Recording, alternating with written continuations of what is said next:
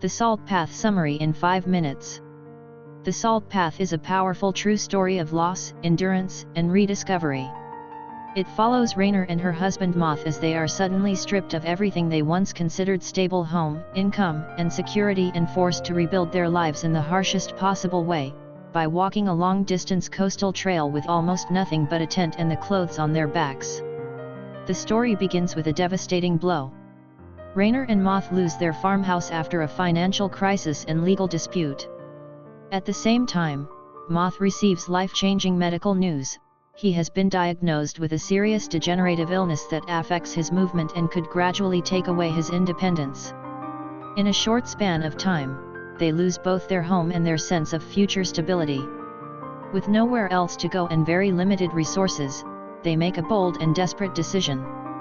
Instead of separating or giving up, they choose to walk the Southwest Coast Path, one of the longest continuous walking trails in England.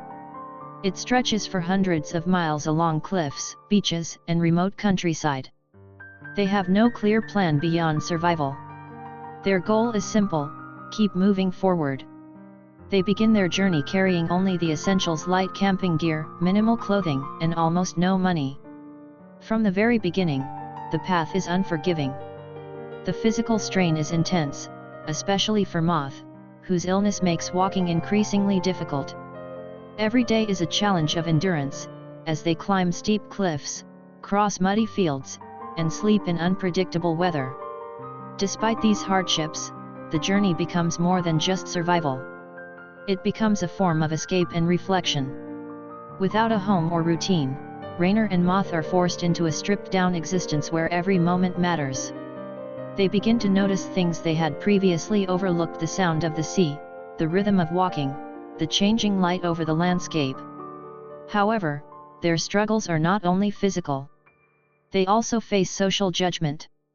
As homeless travelers, they are often met with suspicion or misunderstanding.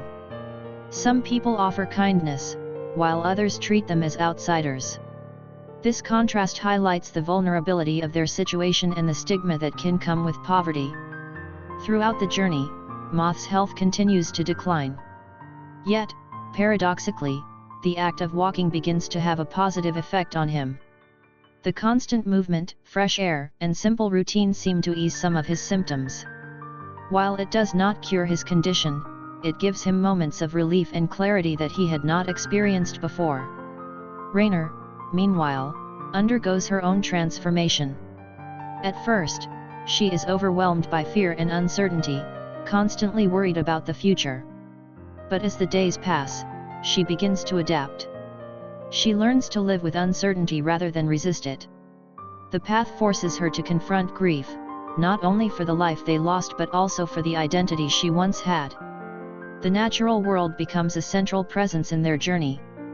The coastline is both beautiful and brutal, offering moments of peace as well as danger. Storms, exhaustion, and hunger are constant challenges, but so are moments of awe: sunrises over the ocean, quiet campsites, and the feeling of being completely immersed in nature. These contrasts mirror their emotional state: hardship mixed with unexpected peace. As they continue walking, their relationship deepens. The shared experience of survival strengthens their bond. They rely on each other not just physically, but emotionally. Small gestures, sharing food, encouraging each other to keep going, or simply walking side by side become acts of love and resilience. One of the most important themes in the story is the idea of stripping life down to its essentials.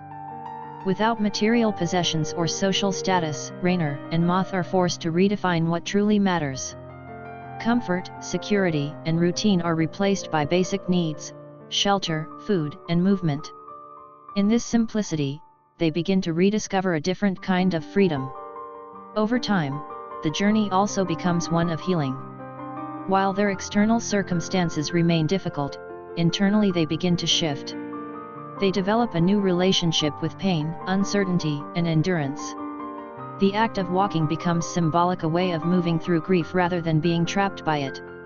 As the miles accumulate, they begin to see themselves differently. They are no longer defined by what they have lost, but by what they are capable of enduring.